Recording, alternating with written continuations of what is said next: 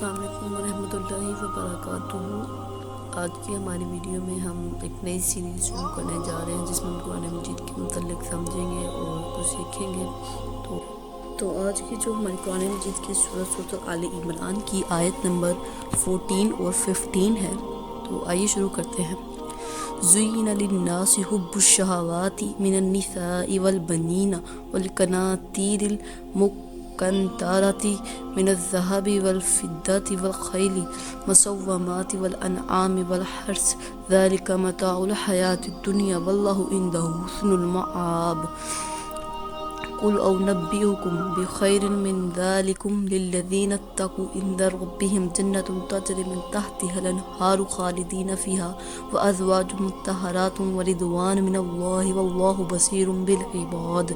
اس کا ترجمہ ہے، یہ دو آیتیں ہیں، اس کا ترجمہ یہ ہے کے لیے نفسانی خواہشوں کی چیزوں کو زینت دی گئی ہے، جیسے عورتیں اور بیٹے اور جمع کیے ہوئے خزانے سونے چاندی کے اور نشاندار گھوڑے اور چوپائے اور کھیتی۔ یہ دنیا کی زندگی کا فائدہ ہے اور لوٹنے کا اچھا ٹھکانہ تو اللہ ہی کے پاس ہے۔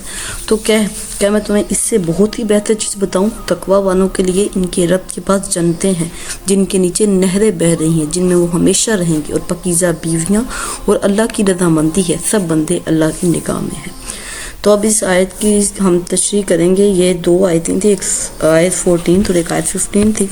تو سب سے پہلے اللہ تعالیٰ فرماتا ہے کہ بالکل اللہ تعالیٰ نے ان چیزوں سے انکار نہیں کیا کہ انسان جو ہے ان کی طرف متوجہ ہو سکتا ہے، جو دنیا میں بیٹے، اولاد، خزانے، سونے چاندی اور عورتوں کی طرف اور چوپائے اور کھیتی تو متوجہ ہو سکتا ہے۔ اس کی محبت اس کے دل میں ہوتی ہے، ضرور ہوتی ہے، لیکن اس کی محبت میں وہ اپنے آپ کو اتنا گمراہ نہ کر لے کہ وہ اللہ تعالیٰ کو بھول جائے، ٹھیک ہے؟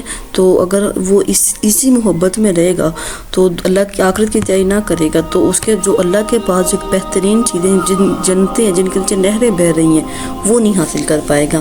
اللہ تعالیٰ نے ان چیزوں سے انکار نہیں کیا۔ عورتوں کو اور اولاد کو اور یہ مال کو جو فتنہ کہا گیا ہے، اس کا مطلب یہ نہیں ہے کہ یہ کوئی گالی نہیں ہے عورتوں کے لیے، مطلب کہ انسان جو ہے نا ان کے لیے سب کچھ بھول جاتا ہے۔ مال ہے، وہ یہ نہیں سوچتا کہ وہ کس طرح کما رہا ہے، کیسے کما رہا ہے، بس وہ محبت ہوتی ہے مال کی اتنی کہ اس کے پیچھے لگ جاتا ہے۔ عورتوں کے لیے وہ کسی عورت کے پیچھے لگ جائے تو اسے بھول جاتا ہے کہ وہ کیا غلط ہے کیا صحیح ہے، وہ سب کچھ بھول چھوڑ کر اس کے پیچھے لگ جاتا ہے۔ تو یہ چیزیں ہیں، تو اللہ تعالیٰ نے اس کے لیے ایک اچھا رستہ ہے کہ اس سے نکاح کر لے، ایک پاک اور یہ پاک رستہ ہے کہ اس سے نکاح کر لے۔ تو اسی طرح عورتوں سے فتنے سے بچا جا سکتا ہے، اور جو بیٹے ہیں، اولاد ہے، اس کی خاطر بھی انسان جو کچھ مرضی کر لیتا ہے۔ تو اولاد کو بھی اسی لیے فتنہ کہا گیا۔ سونے اور چاندی اور نشاندار گھوڑے اور چوپائے اور کھیتی، یہ دنیا کی زندگی کا فائدہ ہے۔ یعنی انسان اس کے لیے بہت محنت کرتا ہے، بہت محنت کرتا ہے، لگا رہتا ہے۔ انسان کو لگتا ہے کہ یہ ساری چیزیں، مال جو کمانا ہے یہ محنت سے کمایا جاتا ہے، جبکہ اللہ تعالیٰ نے اسے سخاوت میں رکھا ہے۔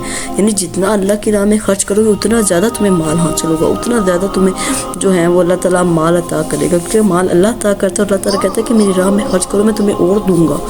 تو اللہ تعالیٰ نے اس مال کی برکت کو سخاوت میں رکھا ہوا ہے۔ دوسرا یہ کہ اللہ تعالیٰ کہتا ہے کہ اگر میں آپ کو اس سے بہتر چیز نہ بتا دوں، یہ دنیا کے مال سے بہتر چیز نہ بتا دوں، تو وہ تقوی ہے۔ یعنی تقوی والوں کے لیے رب کے پاس جنتیں ہیں۔ تو تقوی جو ہے وہ سب سے بہترین ہے۔ اب تقوی میں کیا آ جاتا ہے؟ تقوی میں نیک پرہیزگار لوگ آتے ہیں جو ان کے پاس ایمان ہوتا ہے، اور ایمان ہو، اور وہ مسلمان ہو، اور وہ نمازیں پڑھتے ہوں خشوع و خضوع کے ساتھ، اللہ کی راہ میں مال خرچ کرتے ہوں، جھوٹ سے بچتے ہوں، اور سب صابرین ہوں۔ اور یہاں صبر سے مراد یہ نہیں ہے کہ آپ کو کسی نے کچھ کہا، آپ نے اس کا سارا بدلہ لے کر، غصہ نکال کر اب آپ اسے کہتے ہیں کہ بھئی ہمیں معاف کر دے، ہم نے صبر کر لیا، تو آپ کہتے ہیں صبر کر لیں۔ آپ صلی اللہ علیہ وسلم کی ایک حدیث ہے، ایک مرتبہ آپ صلی اللہ علیہ وسلم کسی قبرستان سے گزر رہے تھے کہ ایک عورت وہاں بیٹھی رو رہی تھی۔ آپ صلی اللہ علیہ وسلم نے پوچھا اس سے کہ تم رو کیوں رہی ہو؟ تو وہ کہتی ہے کہ میرے شوہر فوت ہو گئے ہیں۔ تو آپ صلی اللہ علیہ وسلم نے فرمایا تم صبر کرو۔ تو اس نے کہا کہ اسے نہیں پتا تھا کہ وہ اللہ کے نبی ہیں، وہ صدمے میں اتنی تھی۔ تو اس نے کہا تمہیں کیا پتہ ہے محبتوں کا جانے کا، یا اتنی میں ان سے محبت کرتی تھی وہ چلے گئے ہیں، تم نے تو ایسی قربانیاں نہیں دی۔ تو یہ وہ نبی تھے جو جب بچپن میں تھے تو والد نہیں تھے، تھوڑے بڑے ہوئے تو والدہ نہیں تھیں، اور جب 8 سال کے ہوئے تو ان کے دادا ابو بھی وفات پا چکے تھے، اور جب تھوڑے سے جوان ہوئے تو ابو طالب اور حضرت خدیجہ بھی جو ہے وہ اسی سال میں فوت ہو گئیں. تو اتنی قربانیاں دینے کے بعد وہ کہہ رہے تھے کہ آپ کو کیا پتہ. تو وہ آپ سے خاموشی سے چلے جاتے ہیں. تھوڑی دیر بعد اسے پتہ چلتا ہے کہ وہ اللہ کے نبی تھے. وہ بہت پریشان ہوتی ہے. وہ جاتی ہے اس کے پاس. تو وہ جاتی ہے، بھاگتی ہے، آپ صلی اللہ علیہ وسلم کی بارگاہ میں پیش ہوتی ہے اور کہتی ہے کہ اے اللہ کے نبی مجھے معاف کر دیں، مجھے نہیں پتہ تھا یہ آپ ہیں، اب میں صبر کرتی ہوں. تو آپ صلی اللہ علیہ وسلم نے کیا خوبصورت جواب دیا. آپ نے فرمایا صبر صدمے سے پہلے ہوتا ہے. یعنی آپ جو صدمہ کر رہے ہیں نا، صدمے سے کچھ دیر پہلے. یہ صبر نہیں ہے کہ آپ نے پہلے سارا صدمہ کر لیا، سارا روٹ پیٹ لیا، اب آپ کہتے ہو کہ اب میں صبر کرتا ہوں. صبر تو وہ ہوتا ہے جو صدمے سے کچھ دیر پہلے ہوتا ہے. اب تب صبر کرنے وہ ہوتا ہے صبر. تو یہ صابرین ہوتے ہیں.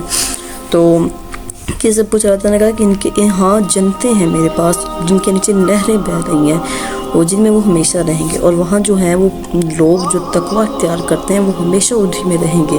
اور پاکیزہ بیویاں، یعنی وہاں ان کے لیے پاکیزہ بیویاں ہوں گی.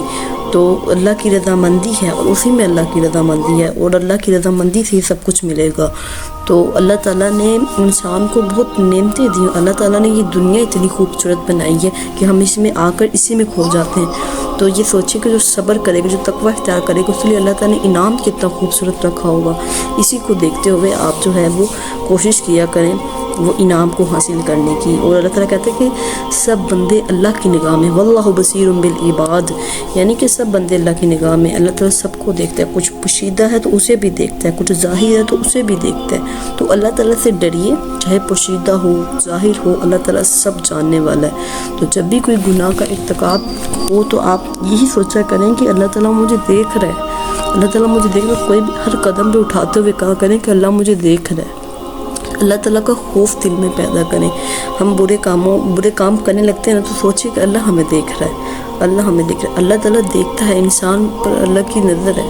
اللہ تعالیٰ دیکھتا ہے کہ وہ کیا کرتے ہیں کیا نہیں کرتے. ان کے اعمال لکھے جا رہے ہیں. اور جب قیامت کا دن آئے گا تو اللہ تعالیٰ کہیں گے کہ اے فرشتوں ان کے اعمال پڑھ کے سنائے جائیں.